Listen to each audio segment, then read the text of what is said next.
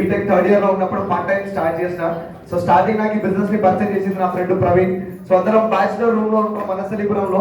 So నా friend starting వచ్చి నాకు ఈ బిజినెస్ గురించి చెప్పినప్పుడు జర నాకేంటంటే ఇంజనీరింగ్ చదువుతున్నా అని చెప్పి జర యాటిట్యూడ్ ఉండే. సో స్టార్టింగ్ ఒక 9 నెలలు వాడు చెప్పిన మాట ఇంలే పట్టించుకోలేదు. నా మైండ్ ఏముందంటే ఎంతసేపు ఈ సభ్యుల కంపెనీ ఉంది. సో అట్లా ఒక 9 నెలలు నేను లేట్ చేసిన, నెగ్లెక్ట్ చేసిన.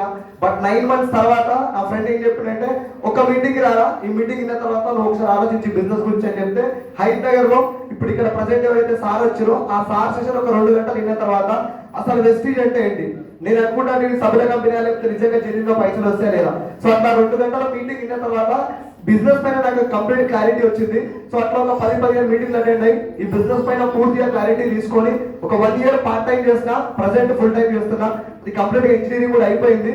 సో పార్ట్ టైం అనేది తీసుకున్న హైయెస్ట్ ఇన్కమ్ 54,800 రూపాయలు. అండ్ ప్రజెంట్ హైయెస్ట్ నేను తీసుకునే ఇన్కమ్ 1,17,300 రూపాయలు. అండ్ దాంతో పాటు లాస్ట్ మంత్ నా పే 87,000.